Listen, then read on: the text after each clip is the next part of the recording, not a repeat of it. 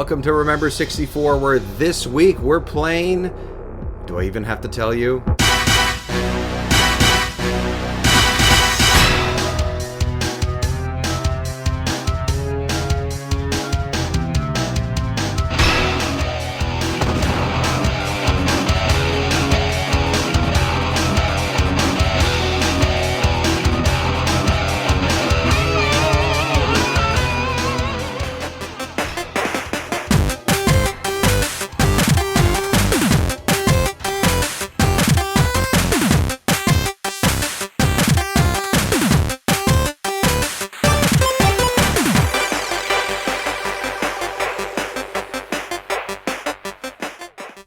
Welcome to the show, everyone. This is a very special episode. Yes, that's right.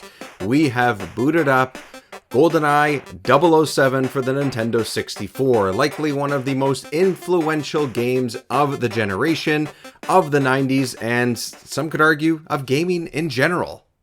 Jiggylookback is in the co-hosting chair once again, but to be honest, it's not myself or Jiggy that make this episode as special as we think it is. It's because we have Alyse Knorr, Associate Professor at Regis University, and the person that has written the book on Goldeneye 007. She is the author of Goldeneye 007 from Boss Fight Books. According to the website, it says, quote, "Through extensive interviews with Goldeneye creators, writer, and scholar, Alyse Knorr traces the story of how this unlikely licensed game reinvigorated a franchise and genre. Learn all the stories behind how this iconic title was developed and why Goldeneye 007 has continued to kick the living daylights out of every other Bond game since." And because of all this, we're going to be doing something a little bit different. Yes, I usually intro the show just like I'm doing now, but I'm not going to go through the history of Goldeneye and its development. We have Alyse with us. If anyone knows anything about Goldeneye and the development of it, she is the perfect person. Throughout this book, which myself and Jiggy read, I highly recommend it, by the way. Never mind just this podcast, but it's something that is definitely worth reading. You know, she spoke to a lot of the people that created this game at Rare, and it's just such an extensive look at what this game means and how it was created. So instead of taking the time and listening to me talk for a few minutes, we're going to bring Alyse in just a moment, and we're going to have a full-on discussion about the game, its development, how it relates to the movie, how it relates to the franchise, what it means for society, what it meant then, what it means now. Oh, we just have a whole lot to go through, so it's time to cover one of the biggest games of the Nintendo 64 and the 90s, Goldeneye 007. Thank you very much for listening to Remember 64, a proud member of the Tokyo Beat Podcast Network. Today's show is brought to you by EPOS Gaming Audio, with a comprehensive lineup of both wired and wireless headsets, gaming amplifiers, microphones, and webcams. EPOS has everything you need to experience the power of audio. Like their H6 Pro lineup, which features two versions, an open or closed headset. The closed headset allows you to tap into exceptionally detailed audio and seals out ambient noise, while the open version delivers natural, high-fidelity audio with an incredible soundstage. Both headsets include a magnetic, detachable microphone and a sleek design that has no wild RGB configurations, just good design. Listeners can save 15% by visiting www.eposaudio.com/gaming and entering the code EPOSFRIEND15 at checkout. That is EPOS Audio, EPOSAUDIO.com/gaming, and entering the code EPOSFRIEND15, no spaces, no underscores, no points. All of that can be entered at checkout for a 15% discount.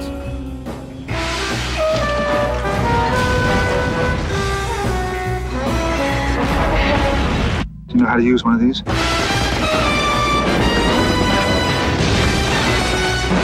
Goldeneye. Load a rumble pack and see how it feels when 007 meets N64. Well, we usually have a pretty long spiel at the beginning of our episodes. I usually talk everyone's ear off with the development of these games and how they were created and everything. But instead, this time we were lucky enough to have, I would say, an expert on the show. I would say if there's anybody to talk about GoldenEye 007 on this console, it's going to be Alyse Knorr, the author of the Boss Books book about GoldenEye, about its development, about everything around GoldenEye. Alyse, welcome to the show. Thanks so much for having me. It's great to be with y'all. I'm so excited because not only is GoldenEye obviously a very big game when it comes to the N64 and really just the 90s and this generation of games, but to be able to talk about someone who did so much work in order to make this book and talk to so many people that helped develop it and everything. It's really exciting. Jiggy, man, like, I don't know. I can go for the next 10 minutes being like, I'm excited, but I'm assuming we're in the same boat. Yes, absolutely. And I'm here, by the way. Yes, and you're here as well. So Alyse, let's talk a little bit about. I want to ask you about how you came to writing a book like this, because we were sort of joking before we hit record that me and Jiggy are experts at the N64 games, which I think we're just going to own it. We're going to run with it. But we're giving you. Yeah, exactly. We're giving you the expert title on GoldenEye 007. And, a lot of people can sit here and be like, I played this game or any other game over and over and over as a kid. But it's different when you've dug into the history and all that. But how do you get to even get to this point of writing a book like this? Well, so I've always been a big fan of games. I played my first game before I could read or write. My dad sat me down in front of Super Mario Brothers 3 and Doom and Myst and Day of the Tentacle when I was tiny. So I grew up with games. I've always loved games. Can I stop you right there to ask something? Yeah, please. Yes. What was your first video game? Ooh. It was Super Mario 3. It was Super Mario. That was my very first What a one. glorious way to start. Sonic the Hedgehog. Sonic the Hedgehog. Oh, excellent. Also excellent. If we're all sharing, what was your first mine, game? Mine is not a standout title because I didn't get a console until, the first one that I think I owned and I played rather than watching someone play, let's say Super Mario 3 or something like that, was this old F1 racing game that was on our PC that you would just control with the arrow keys, or maybe it was Indy. It probably was Indy. Arrow keys. Yeah, that's amazing. Imagine controlling a game with arrow keys. Forward was gas and the back button was brake. It was that kind of thing. Literally, you just used four keys, and it almost looked like this, wireframe representation of the cars, and it was only sat in the seat. I think it's just called Indy 500. That's all it's called. I don't know how we had it because my parents do not play games, never have, so I don't know where it came from. Maybe it was just pre-installed on whatever little PC we had. I don't know, whatever. It's the first one I remember that I actually sat there and played is probably that. Yeah. Incredible. Yeah. Incredible. Sorry for interrupting. I just was really curious. No, I love that. Yeah, I love it. Please interrupt. So I always loved games. I went to college and studied creative writing and journalism. I became a English professor. I was living up in Alaska, starting to get into my late 20s, feeling a little nostalgic about the games I grew up playing. And I saw a call from Boss Fight Books for proposals about video game for books about video games. They release standalone titles about individual games. And I was thinking mostly I write poetry, but it would be really fun to apply those journalism skills to write a book that says documentary work and memoir work combined on a video game. So I wrote a book about Super Mario 3 since that was my original favorite game of all time. And then a few years later, I got the itch again to do some more video game writing, and I pitched the editor Gabe a book about GoldenEye. So sort of drawing together my video game fandom, my love of writing memoir and creative work, and also wanting to put those journalism skills to good use and keep those fresh with interviews and research and documentary style writing. That's awesome. I will say too, I don't know if you have any involvement or any of the authors have any involvement in what even the books look like. But the Super Mario Brothers 3 one literally has a real raccoon just on the front of it, which is just fantastic. And then the artistry that kind of goes into I guess there's two editions of the Goldeneye one. There's a regular, then there's a deluxe, and the look of them are both very cool. Like it's very simple art, but I just want to point out that if anyone looks it up, I find them very charming. All three of those. So thanks. Yeah, they did a very cool job with that too. The sort of, I think the first few seasons that he does them in seasons, Gabe Durham, the editor of Boss Fight, the first few seasons of Boss Fight books, the covers all have a real life representation of something that's, graphically rendered in the game. So in my case for Mario, it's the raccoon, but there are plenty of other really great and hilarious examples of sort of like real life animals or objects on those covers. And lately he's been going for a more stylized, which I think looks equally great, sort of more graphical looking art. And in the case of the hardcover of my book, something that was hand drawn by our wonderful cover designer. Yeah, it's really cool. Like even like the real life ones, like the Resident Evil one is as a typewriter. Like that's great. I love that. Yes, yeah. Like that's really fun. And like a really old school typewriter too. Like it looks like it's from like the 30s or something. So that's awesome. And the paperback, I should just say in case people can't see it, the paperback of Goldeneye, I just think it's the funniest thing. It's a guy in a bowler hat with his back to you and a little crosshairs right above his head. So it's supposed to be odd job. He's like just too short for your. So that just cracked me up that we were able to do that. I was like, this is everything I always dreamed of. They definitely know what they're doing. Yeah, when you know, right? Like if you know. Exactly. Okay, so let's talk a little bit. Let's talk about the game. You mentioned obviously you've been playing games your whole life. Let's talk about like the 64. For certain consoles kind of hit people at a certain age and they just sort of stick with them, right? And the 64 has this great like nostalgic feel of getting people together from, I would say that the standout games, unless it's Zelda or even Mario 64, like you could swap controllers and all that kind of stuff, but sitting down playing Mario Party, sitting down playing this game, what was your experience with the 64 as you grew up? It came out when I was 9, and this was a perfect age because I had grown up on the NES and Super NES and fallen in love with games like Mario and Donkey Kong, and I loved adventure games and platforming games. And so when the N64 came out, I was sort of maturing into those more complicated games like Mario 64, Star Fox 64, Shadows of the Empire, and of course Goldeneye. And then going into, middle school and high school, and then even on into college, it was just the perfect, Goldeneye in particular, the perfect game to play with your friends, to play at sleepovers. Of course, we've all had these wonderful experiences of playing with our best friends and our siblings. In my case, my college boyfriend and his roommate and my roommate. It was just such a great party game. And I think the N64 in general, really facilitated that. We also played a lot of Mario Kart, a lot of Super Smash Brothers. And it's just, actually I have some friends from out of town, from North Carolina right now in my house. And last night, the four of us, we're all in our like 30s and 40s, gathered around my old N64, sitting on the floor, and played Goldeneye slappers only. And we were just laughing so hard. My wife won. She's never beaten a video game in her life, and she beat all of us in slappers only. So I do think the N64 is, as you talk about on your show a lot, it's the ultimate like party friendship. Okay. Just going off that. So multiplayer, were you good? No. Okay. No, absolutely not. No. I have to ask because I suck.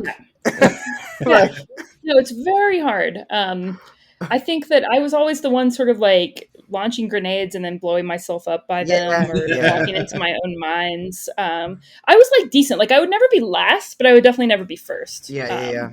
And that's true for all the games. Yeah. I'd always try to gear multiplayer things back to Smash Bros because I could dominate in Smash Bros. But we got you gotta have variety. but I like to win. Totally. I mean, I've never been a super.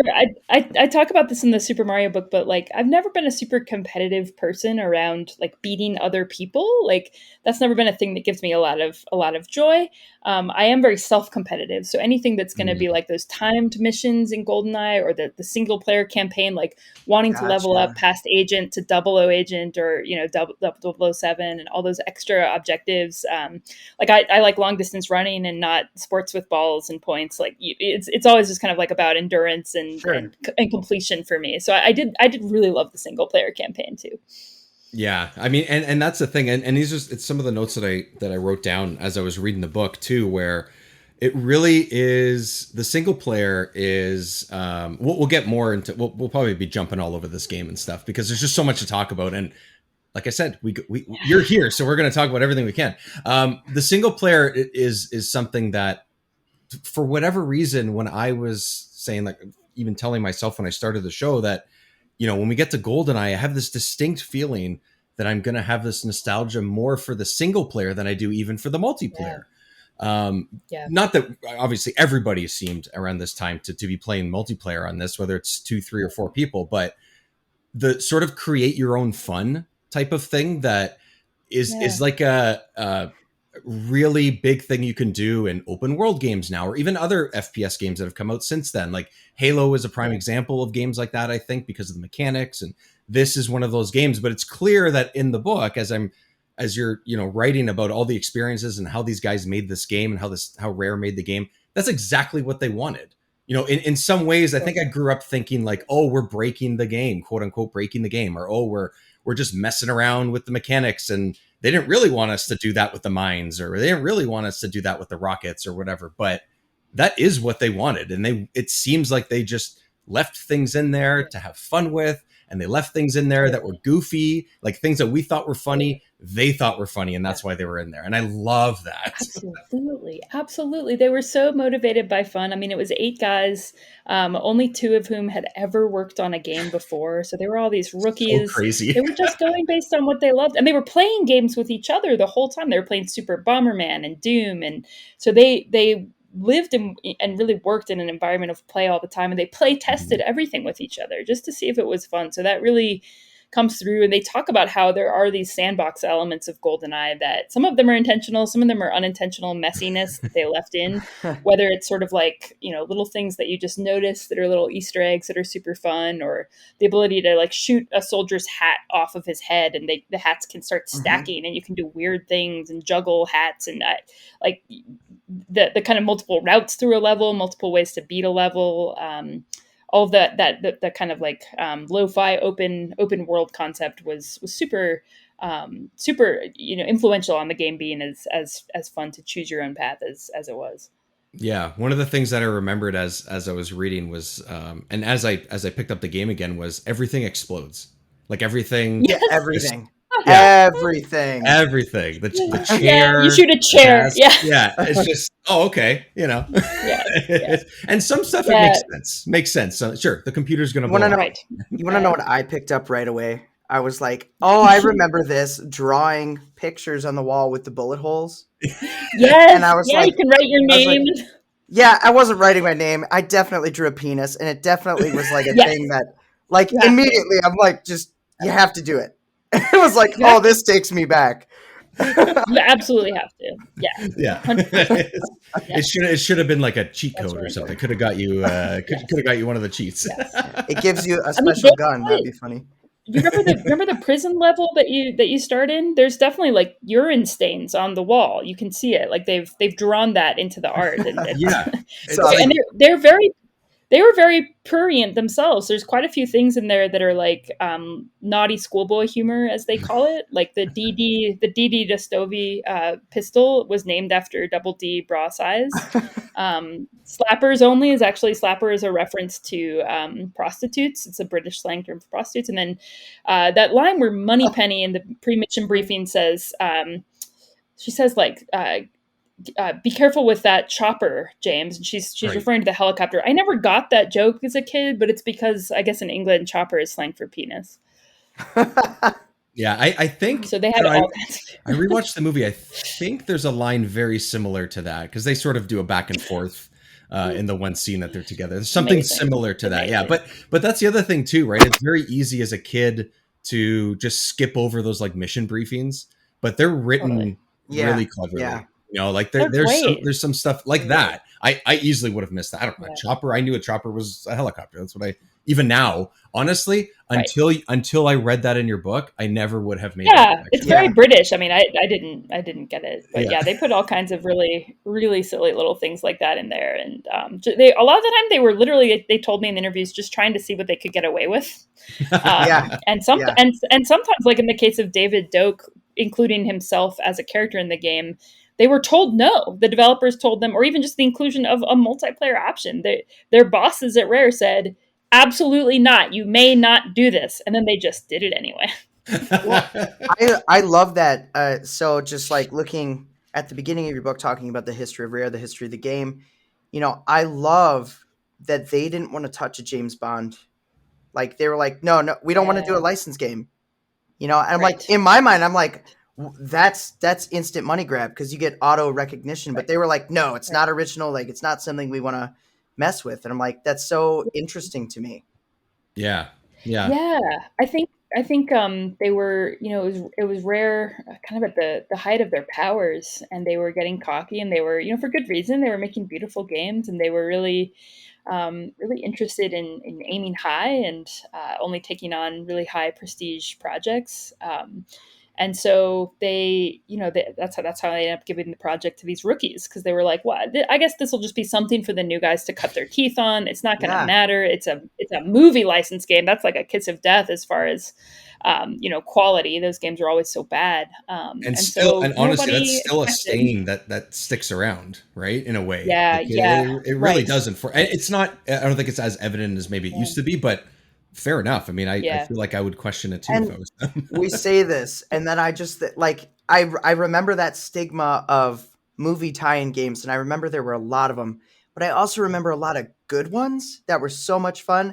Spider-Man 2 comes to my head. I was like, that game was so much fun. I was going to bring that one up. Yep. I like there were a couple Matrix games that were really fun. There was just like it wasn't it. You know, it's a stigma because the bad ones that were bad were really bad.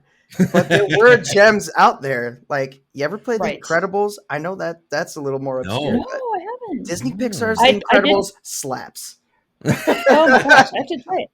I did play Peppa Pig on the Xbox with my 4-year-old the other day, and it did not slap. It did not slap for me, but it slapped for her. And that's what matters. Yeah, that's what matters. Well, next up is apparently a Bluey game too, and Bluey's, you know, that's great. So that could be kind of cool. Bluey's fun. Yeah. I don't even have kids, and I've watched a few episodes. I'm like, this show's amazing. Bluey's fabulous. Bluey's a show for any age. I'm convinced. It really is. I'll definitely play that game. The bite-sized episodes, everything. It's great. It's excellent.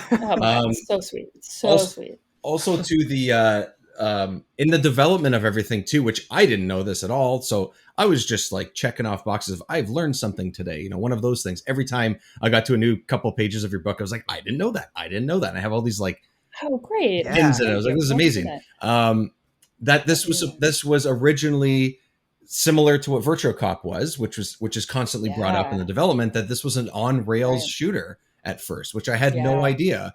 I guess it makes sense based on technology and time and everything, but like, I just can't even imagine that being this game or even a game like that on the 64 at that time. It feels like it was like that for so long in development too, which is so crazy to me. Totally. Yeah, it was real. This was the one thing about the development process that I got really mixed answers from the guys about. They really had trouble remembering when it came off the rails. Some of them said, we always wanted to put it off the rails. And others said, you know, we didn't decide for sure that we were going to take it off the rails until after Super Mario 64 came out and we saw how fun an open world was on the N64. I mean, part of the problem is they didn't have an N64 for the vast majority of the development process. They didn't have the controller. They didn't know what was possible. They didn't know what the console was really going to be able to do. But yeah, they were so committed to the Virtual Cop model that they would go to the arcade and bring big bags of coins and sort of sit there and feed the machine coins and really learn Virtua Cop. One of the first artist hired on the game, Carl Hilton, was giving some advice to his friend Brett Jones when Brett was applying to be the second artist on the game. And Brett Jones had never played a video game before. He was a real talented artist, and he knew a lot about James Bond. He was a huge James Bond nerd, but he didn't play video games. So Carl Hilton told him, listen, in your interview, just make sure you talk a lot about Virtua Cop. It's really important to Martin. And Brett did, and got the job. There's I mean, I mentioned this in the book, but there's footage of it on the rails still all the way up through, I mean, like within maybe 6 to 9 months of it coming out. I think so I wrote down that it was so last game. minute. It was E3 96. You wrote in the book that it was still technically on rails, and that's when Mario 64 and GoldenEye were shown. And it's just crazy. I don't crazy. like, and there's still definitely levels that show that influence, right? So like the train level really feels like a Rails level. It's very linear, you know, you're just tight, shooting guys as they pop out. But the fact that then you can also have levels you get lost in, you know, maze-like levels or levels where you can really have a different strategy approach depending on, I mean, it made the game, the fact that it's open world. And so, huge decision. Yeah, I can't believe that. I can't believe it. I just can't. It blows my mind. Yeah. Sorry, go ahead. What blows my mind is the fact that they didn't have a dev kit. They didn't have any. I remember reading that. I'm like, nothing? Like, no, nothing. How do you design something for something you have no idea how it's like? I know. That's wild. I know. Yeah, it's wild, and it definitely led to a lot of challenges in their process. Whether it was the musicians trying at the last minute to, you know, basically they were told the N64 could do a lot more than it ended up being able to do. So that meant the artists were screwed on, you know, the size of some of their images and files. They had to do a lot of work compressing and cutting and shrinking things. Same thing with the musicians. And I do think that, you know, the thing about the N64 controller is that, you know, it's I guess according to legend, the controller was really designed for Mario 64. It's a controller that plays really well for that game. But then the GoldenEye guys, you know, it's a horrendously sort of horrible controller for a first-person shooter. However, if you play with one controller in each hand and you know, you have one control stick for aiming and one for moving, it technically is the first dual analog control stick shooter. Right, which is also I honestly, I don't know how long have you know, nerds like me or us been on the internet. I did not know that was a thing until I think less than a year ago. I had no idea. So crazy, so awkward. And I feel like now that the game has been re-released for Xbox and Switch, which it wasn't at the time that my book came out. There were rumors about it, right? But it hadn't happened. Now, you know, I don't know about you guys if you've played it on those consoles, but I cannot get used to it. I cannot get used to doing GoldenEye with dual analog. I kind of hate it. I have my Xbox controller still sitting beside me because I opened it back up and played like the first 2 stages again. Cool. How did it go today? So I have the cartridge, I have a Switch, and I have it on Xbox because I have Game Pass. So I dabbled in all of them, but I think I'm just too tailored to playing with dual sticks now. So really, yeah. So I think, you know, I'm kind of I'm talking about this game that's 25 plus years old, and yet here I am playing it with an Xbox and an Xbox controller. I think for me, my mind now works where I have a separate joystick to constantly look around, as opposed to, you know, not relying on auto aim, but auto aim is obviously something that is big in the original and on the Switch as well. It works almost exactly the same. And having to press R and look around and stuff is fine because you don't always have to do it. Yeah. But I found I was like looking, like I was doing this and I was walking in weird directions and stuff, which is really similar. Hard. Yeah, it just feels a little bit awkward, and I don't know if that's because that's the way it always was, but I don't remember it feeling that way. But it's interesting because me and Jiggy just played Jet Force Gemini, and it works almost exactly the same, except that's technically third person. Yeah, and that's where I was going to go with this. So I started playing the Switch version and set it up for dual stick in it. Yeah. Okay. And so I'm playing dual stick, and I'm like, okay, this is cool. But because we played Jet Force Gemini, and I went back to this, so I initially like my replay since the last time I played it, which who knows how many years it's been. Yeah, same. Yeah. I was like, first replay, dual stick, more modern controls. And then I went back to the 64 and I'm like, this feels really good. Like I was almost surprised at how much I enjoyed playing it on the 64. I'm like, this works really well. And It's so true. Yeah.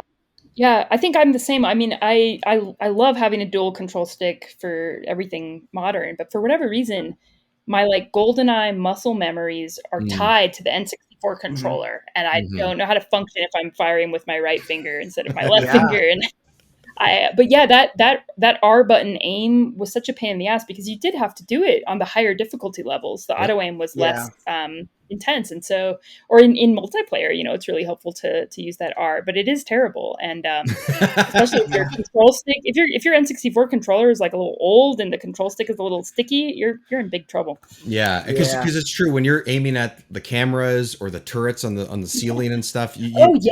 There's no auto aim with those, none. So those and levels, it's not super subtle. No, and it's not. Yeah, and those turrets are relentless. They can find you from a couple of pixels. Like they just beat the crap out of you. I was like, are you kidding? I thought I was good at this game. Totally. Destroying those cameras is one of the tensest moments for me because, like, as soon as it, as soon as it sees you, you're screwed. But it takes forever to aim with the stupid thing, and so it's very complicated.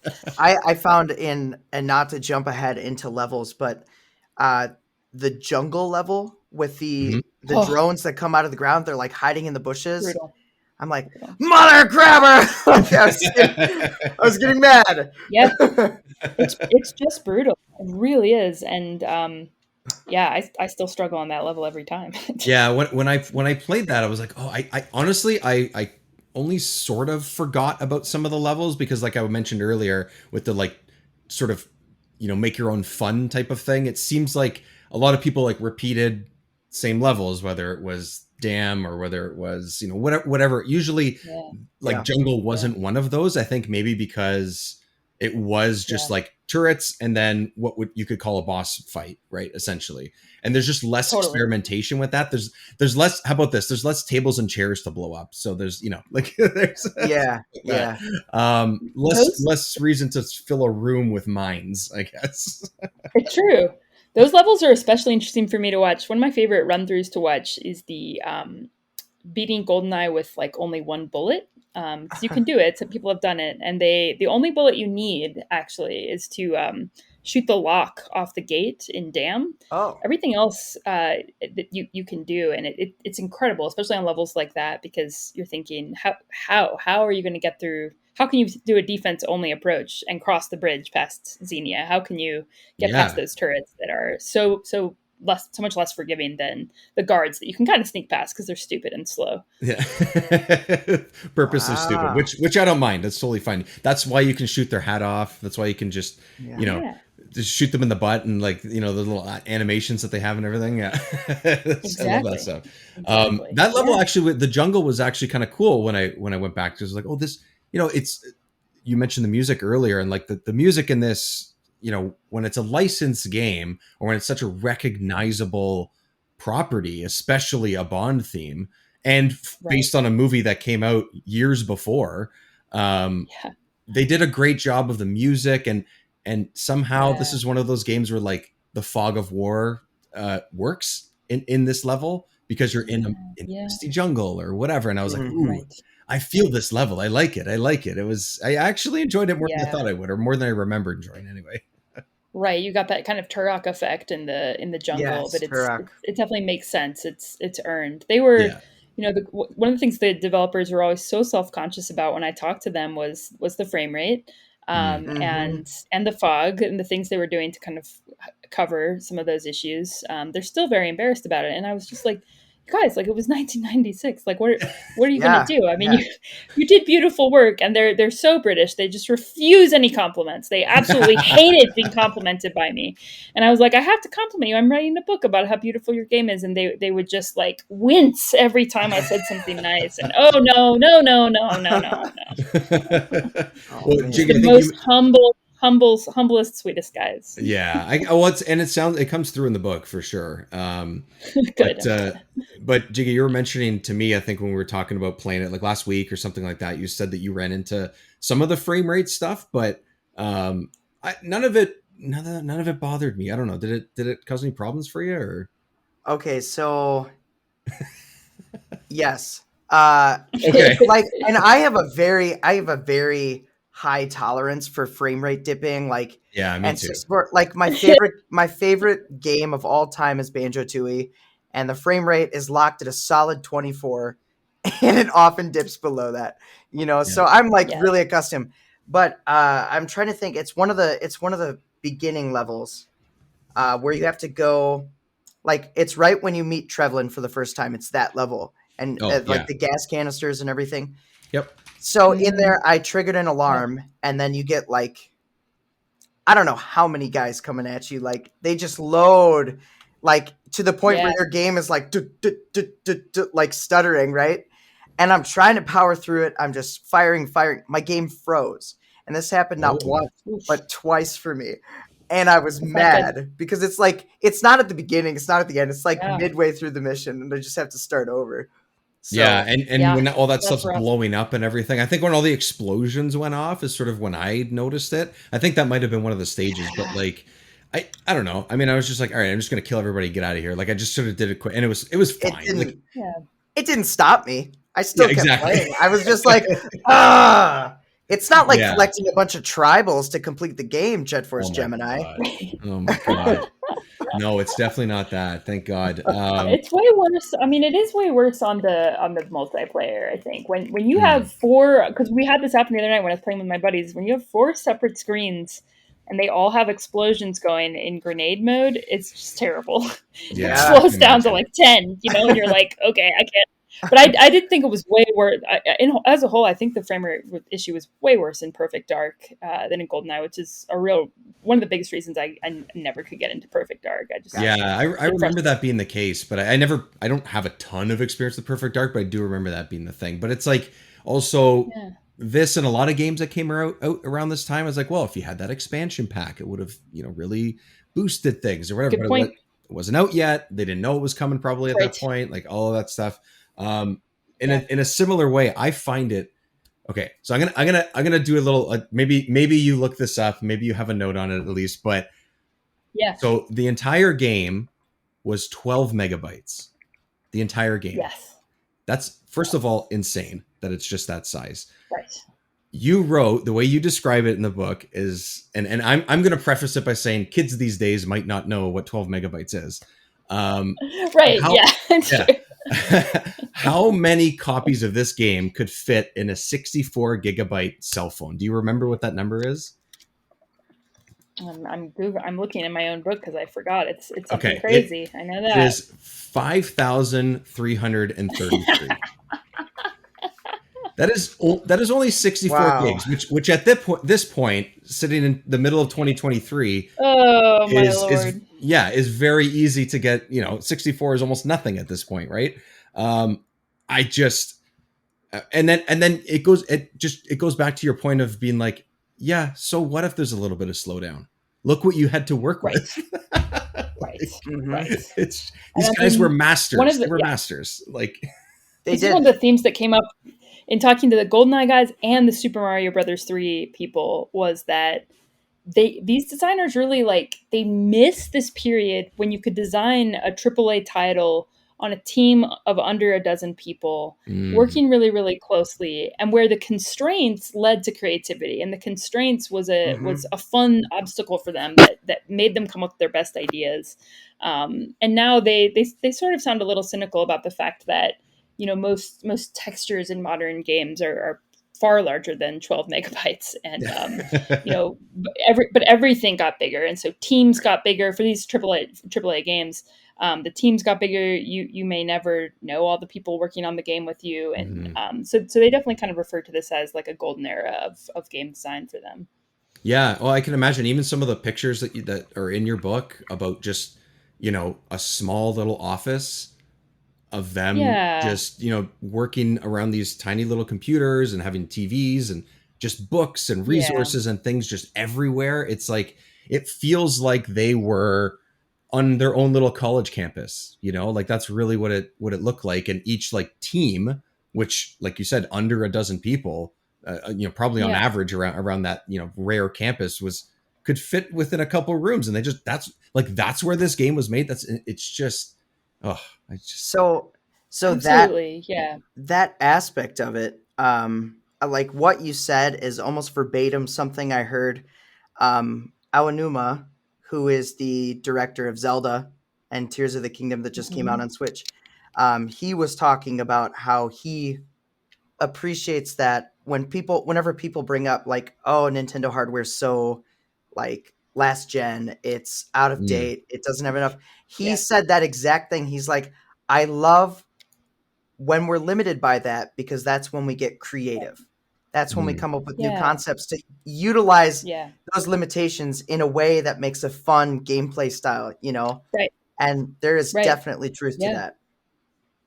Yeah, as a writer, I use this concept in teaching writing all the time. You need the constraint of a sonnet to write a beautiful poem Mm. because it forces you to be concise, to be careful, to be intentional. Mhm. It forces you to think of not the very first word that comes into mind, but the one that will rhyme with the word that you need. All of those constraints, yeah, are super important for creativity, and they're what creates fun in the process. So games are fun because they have rules. Games are fun Right. because they constrain you. When you're outside with your friends and you're like, what should we do? And it's like, I don't know. Like, it's not fun. But when you're like, let's play this game and there are rules involved, that's what creates fun. So Yeah. it's super interesting. It's a very Japanese idea too. And I guess Mm. a British one too, that smallness and tightness and miniatures, are especially exciting. But I definitely, both in terms of how close they felt as a small team and in terms of how they felt creatively inspired by their constraints, it was amazing to me to hear how nostalgic these guys were about their experiences making the game. Because, of course, I'm writing this book because I feel so nostalgic about playing the game. Right. Right. Which is We're all wild. nostalgic. Yeah, well, yeah, I Yeah. know, right? Is that why I'm doing this? Probably. That's why we have it, right? So, Yeah. Yeah. I So yeah, sweet. I So love sweet. that, and I love the fact that that it's 12 megabytes, right? That's the size. Because I had to look it up because I'm like, okay, rare. Like I know Conquer was more Conquer, rep and Conquer. There you go. I knew Yeah. Conquer Yeah. was Gotta more. do it. I just wanted to talk about my shirt. That's why I'm bringing this up. Um, Conquer was like the Yeah. end of the 64 life, you know, the end of that era. And I was like, I wonder what that cartridge size kind of got to. And it said Mm. Conquer maxed out at 64 megabytes. So you think Ooh. even that, I Yeah. remember having a flash drive that was, I don't know, Hmm. 256 megabytes back in the day. And I'm like, those, like Yeah. all that content squeezed into that small little package. But 12 megabytes is even more impressive. Like I, I GoldenEye's don't not even. short. It's a That's decent sized game. No, Like that's the it thing. Yeah, is. Yeah. I was They're going so through it, creative. and yeah, and kind of like what you mentioned earlier, Elise, where you said like, oh, you want to sort of have those goals for yourself where you're conquering the different difficulties, for example, like playing it in Conquer. single player and stuff. Yeah. Yeah, where you're conquering the yeah. That'd be a cool mashup. And I started on the regular difficulty. I don't remember offhand exactly what it was. I think it's just Secret Agent. I think. Um, and I ran into a little bit of a wall in the difficulty, and I want to find exactly what stage it was. I think it was one of the last ones, maybe Caverns or Control, I think maybe. Control is very Oh, good. It's a very control. good level. Okay. Just Okay, so it's not just me. yeah. That No, no, no, okay, no. that's where she has to Yeah. like, she has to go, she's on the computer and you have to kind of save her or keep her alive or whatever. Yeah. Yes. I don't know how Yes. many It's incredibly times frustrating. she It's she incredibly was frustrating. killed and I'm like, I can't do this. I can't. What am I supposed to do? Like jump in front of a bullet? I don't even know that's there. Like, how am I supposed to do this? So I did Sometimes that. you do. Yeah. Well, that's what I ended up doing. I just, instead of, standing by the stairs where the guys were coming down and stuff, I just Yeah. ended up You just took the standing. hits. I took the hits. I stood in like on either side of her. Yeah. I just went left to right and just did a half circle around her while she was, doing her fist Yeah. smacking of the keyboard. Yeah. Yeah. Actually, the funniest thing of the animation is, yes, there's lots of animations that they had fun with the guards and everything. When you shoot them in the groin, you shoot them in the butt, you hit their hat, their Yeah. arm, their leg. All that stuff is amazing. The funniest thing to me is when she's typing sometimes. When any character's typing sometimes when they type, because they don't have fingers, they couldn't really pull that off, which is fair enough. It's just what it is. she kind of So like funny. flips her wrist up. She's typing. She just goes up like this, as if she's like giving the computer the finger, but they can't Right. animate the middle finger. That's what it looks like. It's almost like she's going, That's "Oh, James, such a great catch. I hadn't thought yeah, about that, but you're totally right. Bond, you Totally right. saved me. You did such a great job." And then it looks like she's going, "You know what? Fuck you." Like that's what it looks like she was doing. Yeah, it really does. It really does. So And that stage had- got me, and then I bumped the difficulty down one notch. And then I forgot that if you don't beat it in one difficulty, you can't continue on the next level on that other difficulty. Right. So I was like, do I have to go back and do this? And That's then where I did it, and the easiest mode possible. There you go. Yes. It gets incredibly difficult in those later levels, especially once you. Yeah. Well, no, I mean even the difference between Damn on Agent and Damn on 007 is pretty extraordinary. Like yeah, and that's just the start. That's the first stage. I couldn't do it. I mean, I can still beat Super Mario Brothers 3, no problem. Like with warp whistles, give me 10 minutes, I'll beat the game. But Goldeneye, when I was replaying it to write this book, I couldn't beat it on 007. I couldn't finish it. I got to controls and I couldn't pass that. It was just too hard. All right, so it's not okay. No joke. Okay, you guys are making me feel better. It's not just me. It was that stage, and it was that. Yeah. Okay. All right, cool. It's all right. okay. Yeah. Well, that's all we need to talk about. As long as I feel better about myself, that's it. Ego boost, full ego boost. All right, great, amazing. Do you have Alyse? Do you have a standout level that you remember either replaying or one that when you replayed you're like, oh, that's the one that I really appreciate? Like I know those might be two different things, but if there isn't, we can go first and whatever. But yeah, I just thought I would jump into that. I actually like Control a lot because I write about this in my Mario book, but I have complicated feelings about like damsels in distress because I know that they can be, a little bit regressive and all of that. And I want women to be saving men and saving other women. And I want all of that. But I also, I am a lesbian. And so I like a good like damsel to take care of and to protect and to do this chivalrous, like taking bullets for her, just like you explained. So that level's a bit of a thrill, narratively for me, maybe. But I think gameplay wise, my favorite is the sneaky bunker level where you need to break out of your cell and sneak around. When you're playing that on a higher difficulty level, it's just wild. I mean, you can't make any noise. You have to slap people. You have to use the throwing knives.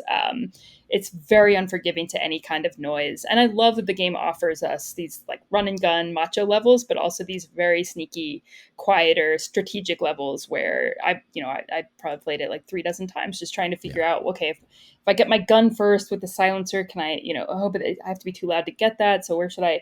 It's just a very fun, like cognitive puzzle added onto your kind of twitch reflex skills. Yeah. And that's one that you can get overwhelmed in pretty quickly because they just kind of keep spawning out of, I guess. They keep coming. Yeah, they just keep coming, right? So regardless of what difficulty you're on, you could be mowing down enemies if you make too much noise, like you said, for days if you survive.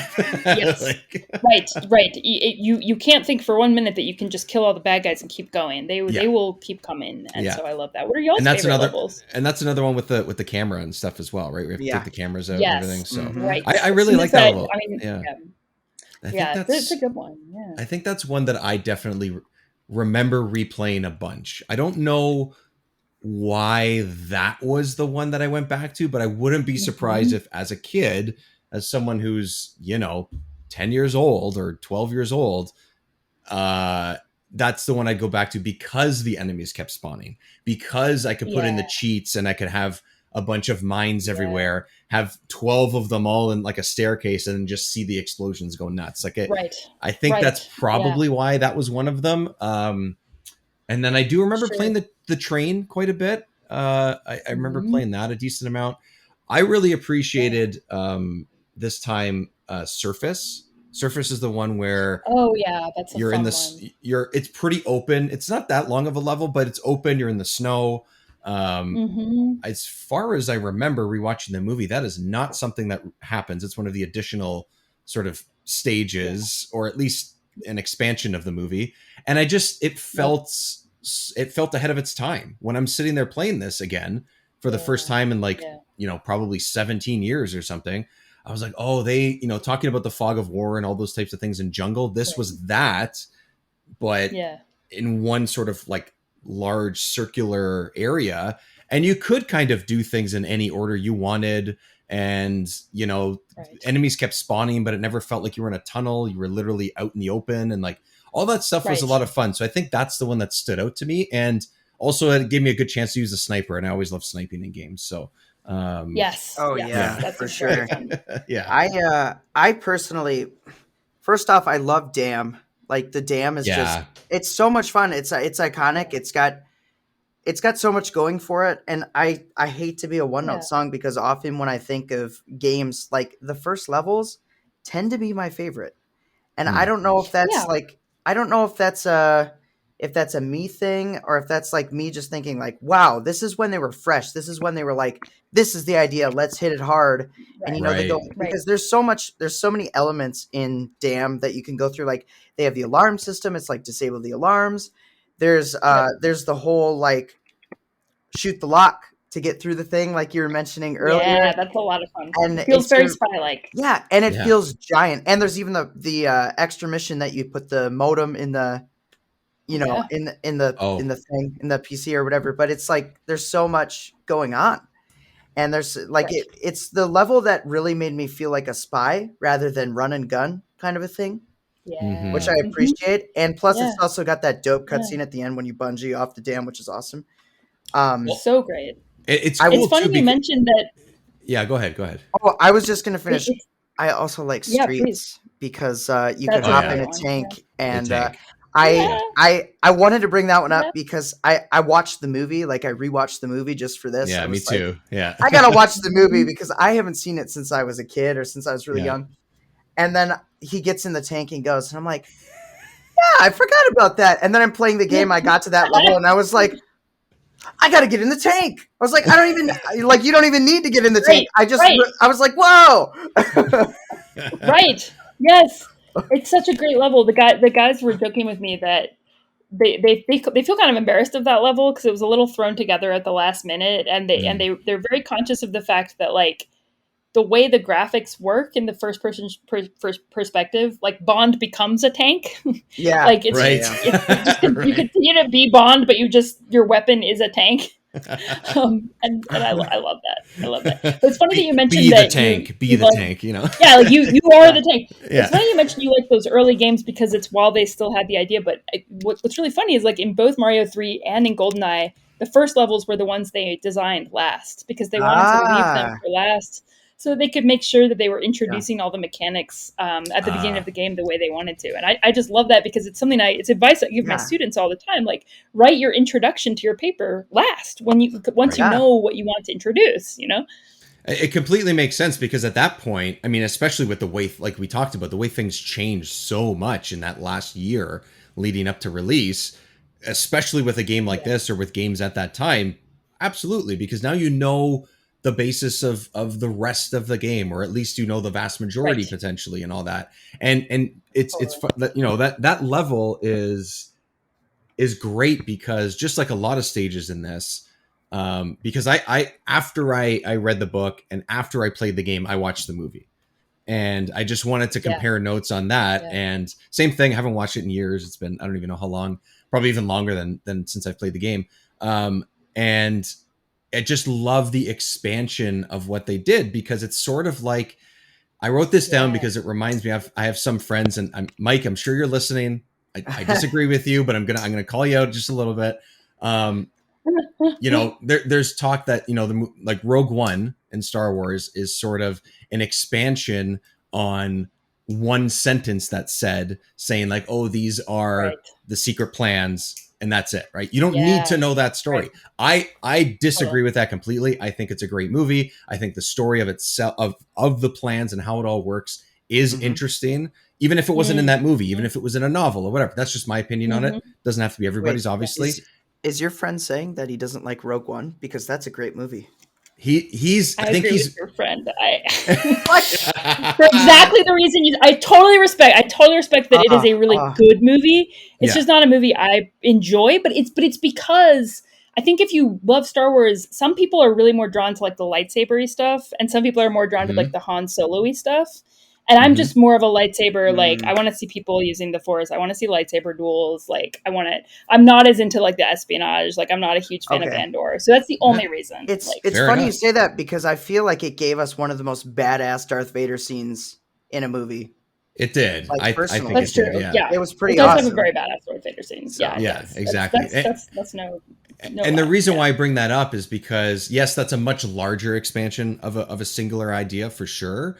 But when you start a movie with a guy jumping off a dam, yes, you suspect that it's James Bond, but the fact that they show you how he gets there and you are him getting to that point, like you spend, let's say 20 minutes, half an hour, if you're messing around, whatever it might be, like, or speed running it and just using one bullet, you're James Bond in that moment. And then you begin the movie. And I love that that's how they started. They could easily, you are holding the gun.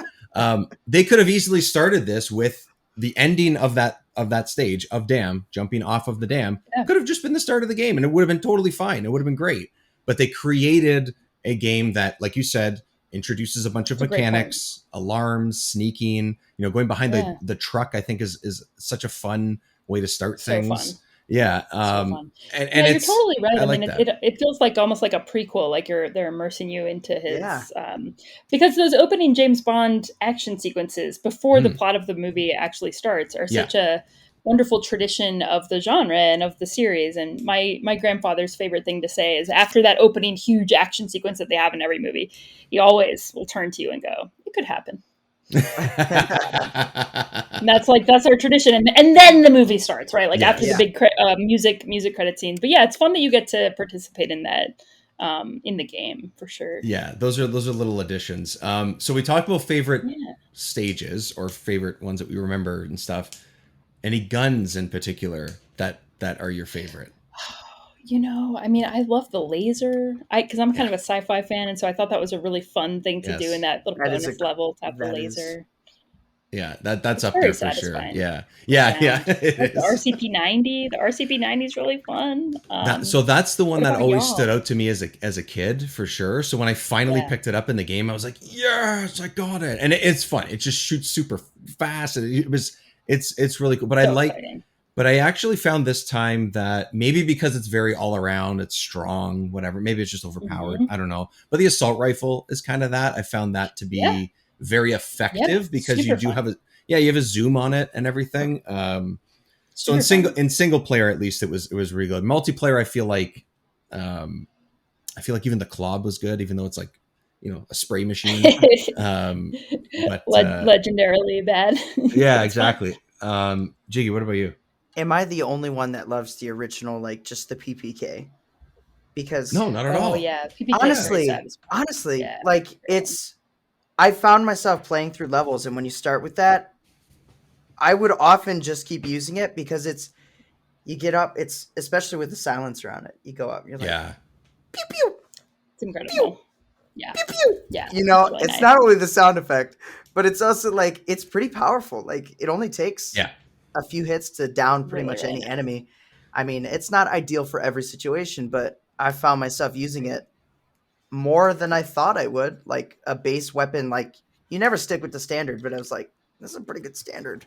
It's a good go-to. It's a good thing to always have. And I love, actually, that reminds me, two things just reminded me of what we're talking about the guns is with the pistol, I love the sound effect of the silencer of that and the sniper and stuff. They did such a good job with that.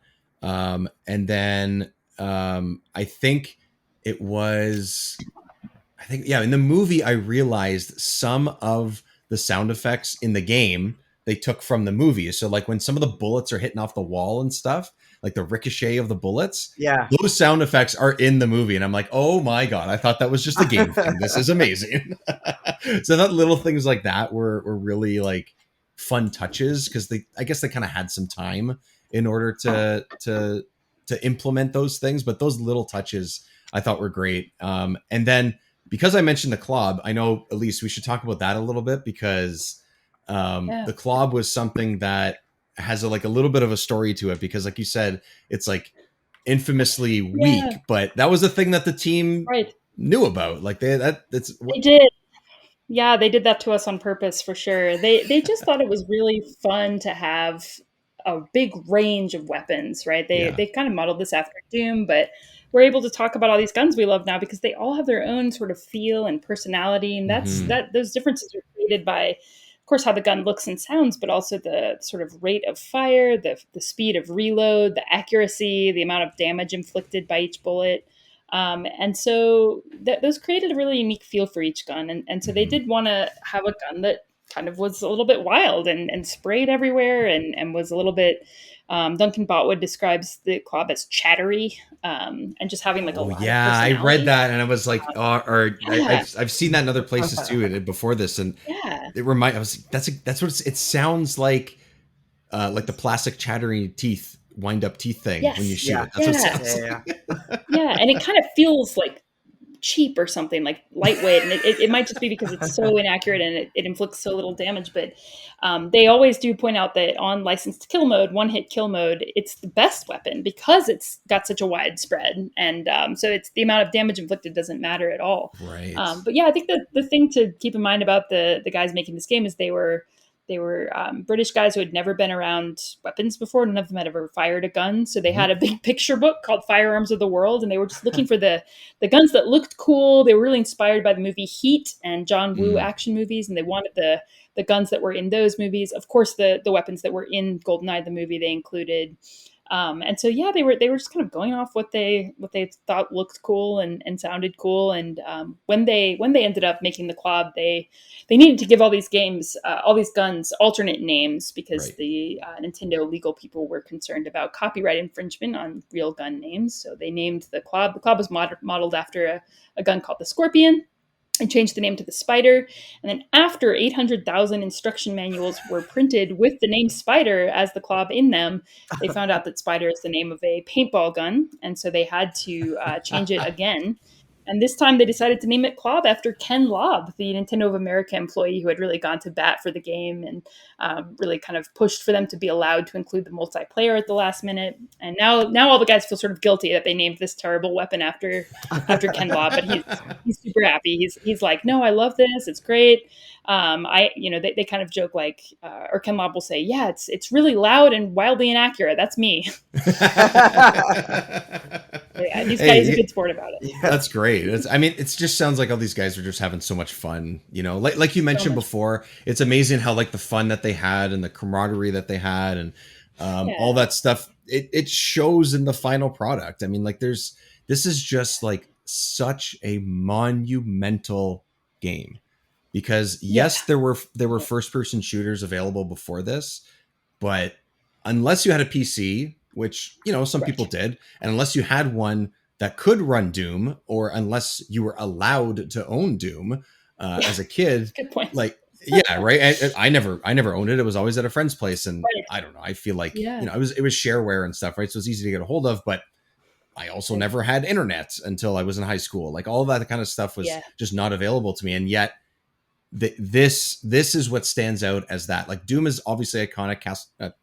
Castlevania, Wolfenstein is obviously those games are there, but there's something about this game that is just ingrained in gaming and just Yeah. culture in general. And Yeah. it's insane. It's just insane that these guys did this Yeah. in with such a small team in like a tight Yeah. space. I'm just gonna throw this out there Yeah. because we were talking about how much fun they must have been having and stuff.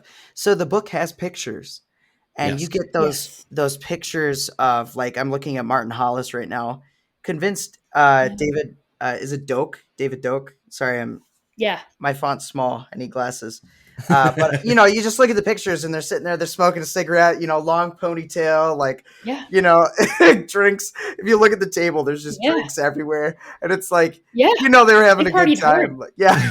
Oh yeah. Absolutely. They have all kinds of stories about sneaking off campus because you weren't allowed to smoke at Rare, so they would sneak Right. across the street to a little church backyard or something, and they were just so young, and honestly, they were quite close to people my students' age now, and I teach people who are trying to create their own art, and so I Yeah. found it to be a really inspiring reminder that if you're making something and you are genuinely enjoying it, you are having fun, you are being true to yourself, you are being honest, and it's moving to you, then it will be meaningful to someone else. We get so focused on like imagining what our readers or our viewers or our listeners, I guess in y'all's case, want. But then at the end of the day, like you are your own first audience. And I think those guys, like you described it, with how much fun they were having, really stayed true to that. Yeah, absolutely. It's just a fun time. I was worried it was going to be, I mean, maybe it's using the Xbox controller, and it sort of like ended up working out for me a little bit more. I still felt totally fine playing it with the 64 controller. It didn't bother me at all, but like there's enough chatter online. It's very easy to be cynical, very easy to be like, mean on the internet behind a username and stuff. So there's like chatter there that spreads. That's like, oh, this game doesn't hold up, and oh, it's trash now and whatever. And I just do not agree, especially after revisiting it. Like, yeah, it feels like it was made when it was, but that's not a bad thing. That is a positive in my mind. Totally. I mean, it's like when you see a picture of like your grandfather when he was like old and kind of hot and kind of like good looking, and like you're like, oh, you must have gotten all the girls. And like if you could go back in time and like throw down with him, he could throw down, and now he's he's older, but he throws down in a different way. And he's got kind of bad knees, and maybe he can't always remember things. It's like, yeah, this game shows its age for sure. That's not, there's no debate there. It's not as perennially great as Super Mario 3, I don't think, but it still throws down now. And for its time, it really, really threw down and was incredibly new and innovative. Yeah, absolutely. Well, it's like, so that's my cat. She just, full disclosure, my cat just scared the crap out of me because she just like jumped. She jumped. I had the door closed. She jumped on the door and like threw it open, and I like reacted. So if anybody sees the video of this, they're gonna see me like react at some point. Amazing. But anyways, so my YouTube channel, I actually started because I saw a video about someone bashing Donkey Kong 64, and I was like, I love Donkey Kong 64. And I started my YouTube channel. I was like, I love it. Here's why. And I made a video about it. And so like, I'm so like, people online say they don't like a game. I'm like, that makes me like it more at this point. Yeah. I'll tell you why. I'll show you. Seriously.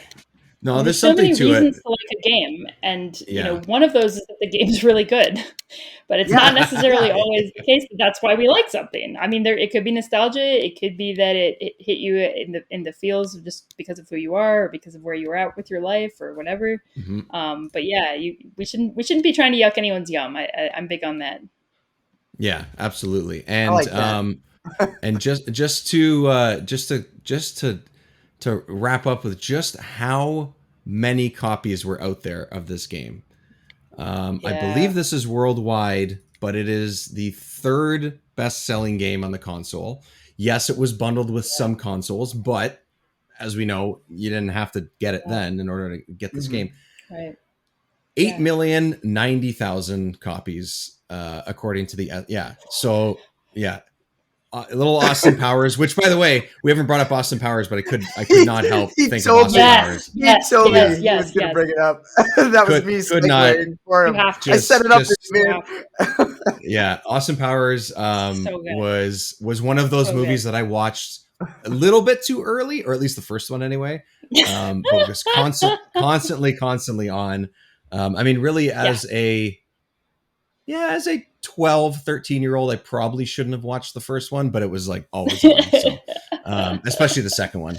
But it's funny because they're not fantastic movies. They're just goofy or whatever. But watching GoldenEye again, playing through it, and all like just small things, small hints here and there. I was like, oh, that's Austin Powers, or I knew it was riffing on James Bond at the time.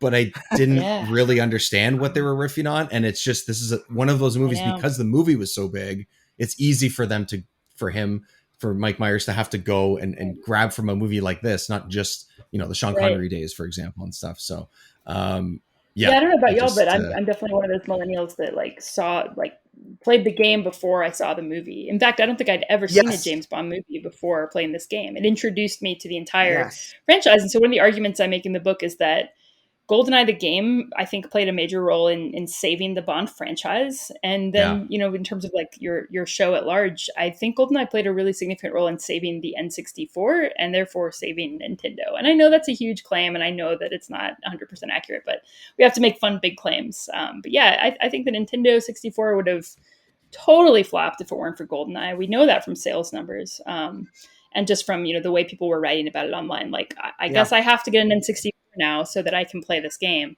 And without the N60, I mean, the N64 just kind of scraped by, and that's how Nintendo lived to fight another day with the GameCube. Yeah. Yeah. Yeah, Yeah. no kidding. But it's true, like that. It's yes, there were other games in development at this time, and yes, there were things that came out in 98, 99, 2000 or whatever, but I don't know that like late 99, mid 2000, like those last couple of years of the console really would have happened unless you have this. Because even just looking at the Right. top like sales charts quickly, if GoldenEye was out in Yeah. 97, the closest Yeah. one that has high sales is Diddy Kong Racing in 97 and Star Fox 64, which came out just before. Everything else is Mario Kart, Super Mario, and then everything else is 98, 99, 2000. Right. So yeah, so Yeah. a lot of those games, I'm sure Donkey Kong 64 was being, at least early stages at when this game was being made, but also rare. But Yeah. maybe they wouldn't have Right. been given the same leash, or maybe they wouldn't have had as much money or as Yeah. big of a team, whatever. Right, and I think GoldenEye was you're onto meant to reach a something. different audience than folks Right. who would have been playing Donkey Kong 64 and Banjo-Tooie. Of course, Conquer and GoldenEye were kind of in this adult gaming category, and Yeah. we're really still trying to fight that console war that they had kind of been started losing to Sonic and this edgier, more grown up vibe. And so Yeah. they were really experimenting with it. I think they obviously came back full circle, and now they're still your cartoon, family friendly company. But the 90s and aughts are a really interesting time for Nintendo experimenting with more adult themes and more grittier, less family friendly games. And so I find it a super interesting time in their history. Yeah, and your claim about GoldenEye saving the 64, I mean, like you could make an argument for the game, but you can't make an. Am I saying Can't this right? argue. You can't. Yes, you can make an argument for the game, but you can't argue with the fact that Rare definitely saved the N64 Yeah. with their Oh, yes, library. yes. So, and Rare, that GoldenEye, and that really kind of catalyzed everything because. Like even Donkey Kong 64 had influences from GoldenEye. That's why Donkey Kong had the gun. Yeah. You know, Yep. like Right. That's a really great I'd point. talk about Yeah. that. Yeah. Really great point. I mean, there are so many good ideas rolling around in that, in that campus or in that workplace or whatever, right? And they just sort of, Totally. I think Donkey Kong 64 is a perfect example of how they meshed a lot of their ideas together. And Yeah, and a lot of it depending on- worked together, but some, as we've Right. discussed in a previous episode, some of it works really well and some of it just feels like too much. But there's Yes, something about yes. GoldenEye where it has like this perfect balance, and and that's honestly the perfect balance could even just be, like you said, I think towards the beginning of our recording, of how like multiplayer was sort of, they were told like don't do it, and they still did. Right. But all of this stuff we're saying, I think, could be true if multiplayer wasn't in this game. So add that on top of it, which is what a lot of people remember because it gets you together at that age. Perfect age to get together, perfect console, the first one with 4 controllers, like all these things that came together. It has this perfect middle ground. And For sure. and if someone hasn't played it, they're scared about the way it controls on like the Switch, for example, or if you have Game Pass, I still think you absolutely should play it, even if you're not playing multiplayer. Agreed. Yeah, I do think that it's a fun one to play now, and it also is so important for like a very specific generation of humans because of exactly what you said. Those of us who have grown up with Mario on the NES or Super NES or played on the Genesis, then we're starting to want a little something a little bit more mature. Then we got this game, and it's kind of feels like the the console grew up with us Yeah. in a really fun way. Yeah, exactly. So, Alyse, I just want to say thank you. I want to say thank you for taking the thank time. you. No. Thank you all. Yeah.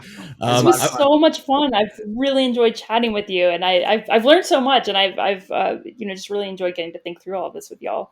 Oh, of course. And Cool. you know what? Not only thanks for taking the time, but thanks for writing like a book and books like this, because I honestly I think that they are valuable resources for people that are either don't know the history of games like this, or Super Mario Brothers 3, or any of the other boss fight books games. Like, there's a lot to dig into, Yeah. And there's a lot on N64 titles, so yes. there's if you're an N64 fan, there's plenty to read from Boss Fight. Yeah, exactly. And they have physical and digital copies of stuff, which is great. Yeah. I just, thanks for taking the time to talk with us and in our goofy little nerdy 64 show here. And I will say, all day. I will say that your book is very well written. I don't know that we said that, so it's very well written. Thanks. I was trapped in an airport the other day, like last weekend, Oh and I passed the time by reading your book. So I'm honored. awesome. Thank you for spending your time that way. Yeah. I really was appreciate that. Thank you. I was like, I gotta read this. I was like, this is perfect timing. And then I pulled it up, and then I was just like, I so hope it helped you engrossed. feel like you were escaping a little. Like, Yeah. Oh, I love it. I love diving into the history of Rare. Like, that to me was like, that was so cool. I love the history of it. That was just awesome, because obviously Rare's a big part of my life. yeah. Oh yeah. yeah. And the shirt. Yeah. And the shirt, yeah. and the Conquer shirt. And course. so, Gotta have the it shirt. was awesome. It was great. I wanted to bring up two things before we end this. And the first is, Good. have you guys seen the ROM of Goldeneye with Mario characters? Oh, yes. I don't know that Mario. I feel like, yeah. It's pretty Mario funny. Goldeneye. Like, it's amazing. Yeah. Like, Koopas are enemies. You've got like Natalia is Peach, It's a great mod. Daisy is It's a great Xenia, mod. and Luigi is Trevlin. And like they like changed the dialogue and things. So like Luigi, I wrote this down because I was like, it was pretty funny. He's like running away from Mario, and he's like, "Finish the job, Mario, if you can."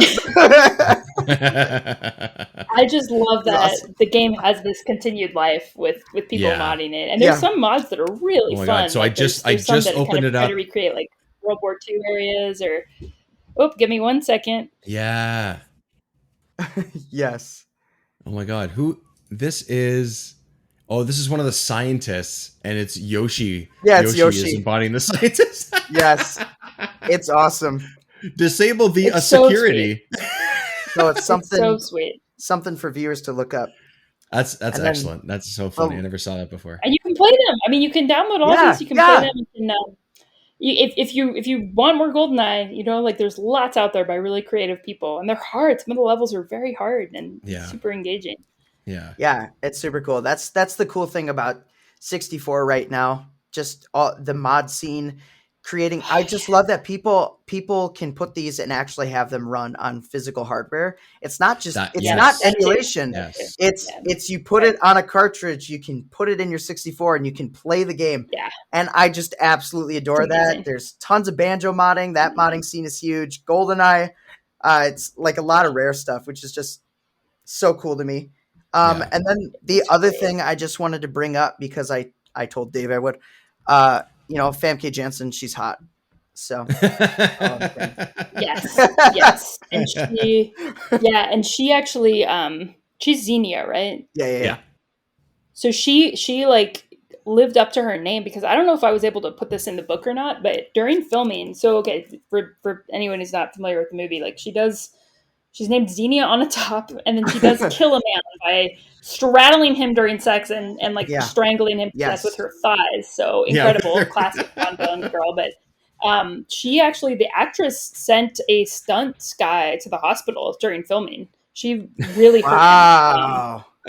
Yes. Yeah. She actually really did hurt him. So she's fierce and she's amazing. And the 90s were, I touch on this a little bit in the book, but the 90s were a super interesting time for gender in the Bond movies, because they were like really concerned, like are people too PC now? Will they not like that we have these these Bond girls? So they Right. they tried to emphasize that they have a computer programming Bond girl, doing this kind of traditionally male role, and she's super smart. And then you have Xenia, who's super badass. Yeah. So They gave they're them trying to more pitch purpose. this, More purpose. Right. They did, and what's funny though is like they even have M in the movie say Judi Dench Yes. say to Bond, you're a misogynist dinosaur. Yeah. But then you've got Pierce Brosnan on the publicity tour for the movie was saying the most horrible things. He was like, yeah, he's a chauvinist and he's proud of it. And if a girl gives him any lip, he's gonna slap her around. And you're like, oh my god, you have to imagine the movie executives who were like, Pierce, shut up, like not what we're going for. Ooh, okay. Yeah, They couldn't control him. He just was saying whatever he wanted. You know what? Maybe he just he didn't know what else was said in the movie. So he's like, oh yeah, no, I'm basically Sean Connery. This is basically 78. Like for sure. I can say whatever I want. Yeah. It does sound very Sean Connery. Yeah, Very well, that's Sean it, Nobody, Connery. it seems like that's what he was playing when he was doing publicity. It's like, dude, that's not Yes. what's happening here. Right, that's not the vibe at all in the movie. It's that he just, I don't know what got into him, but it's very funny. And that's like one of the first things that is said to him by M2, right? She's just like, I don't want to hear your misogynistic excuses or something like that. It's like right there. And of course it's her too. Like Judi Dench just saying anything like that to someone is like, first hell female yeah. M. I mean, love it. it's a very cool. Yeah, it's hard to remember that when that movie came out, it had been a long gap between the last Bond movie and the next. They were worried about the franchise. They were worried that like, hey, the Soviet Union's kind of over. Is our franchise even relevant? Who's he going to fight? Who's now there are computers, there's cyber attacks. What are we going to do? So Goldeneye represents a big transition, not just for gaming, but also for the film industry and film narratives as well. Yeah, that franchise took, and like you said, I think the combo, like, the game came out just what, year and a half roughly after the movie, which usually doesn't happen. We know that that's part of development and the console and like all these types of things, but like, they perfected a lot of things, and between the movie doing really well and then just enough I feel like it's just enough time, because movies had so much life on VHS and stuff at the time that like just when you stopped maybe pressing play on the VHS 17 times a week, the game came out, and then you were ready to play the game. And it just sort of like somehow that year and a half, whatever, 18 months, whatever it was, just extended the life of everybody loving James Bond. And the game, like you said, I think played that part for not only the console and Nintendo, but I think, for the franchise too, for sure. It's just one of those titles. So, once again, Alyse, thank you very much. I really appreciate it. Thank you all. I really appreciate your much time. fun. Thank you. We will hopefully be able to touch base soon. And anytime you want to talk another crazy N64 game, let us know. We know where to find us. Anytime. Count me in. I love all those games.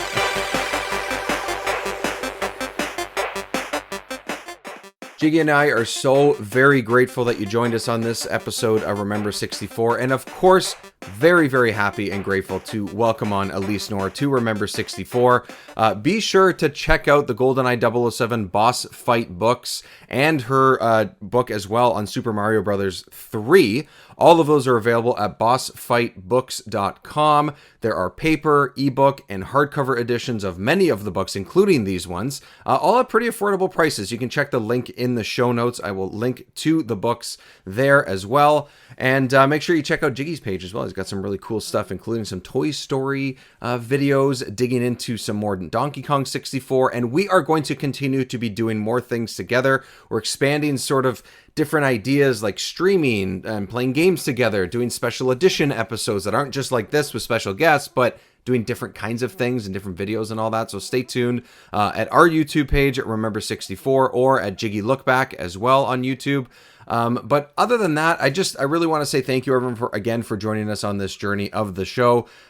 Your support, whether it's on Patreon or not, allows us to dig in and do more fun, exciting things like this. I really enjoy doing this. Whether the game is a home run or not, whether it's GoldenEye or whether it's something else, it really doesn't matter. Taking this journey with you, with Jiggy, with Luigi, with people like Alyse, and all the other amazing guests that we've had have been just honestly a joy. So thank you everyone for listening. Thank you everyone for being a part of the show. And of course, thanks again to Alyse for being on this episode of GoldenEye 007. If you do want to support us to help us continue to grow the show, do fun, cool things like this, and expand on those ideas that I was just talking about, patreon.com/remember64show, as little as $1 a month. Everything helps, just like every other Patreon out there. But I will say we are doing a little bit of a giveaway. If you are a new sign-up, we have holographic Remember 64 stickers available for free to you. You can sign up if you feel comfortable giving me your address. I will mail those out and get them to you as soon as possible. All right, everybody. Talk to you next time on Remember 64.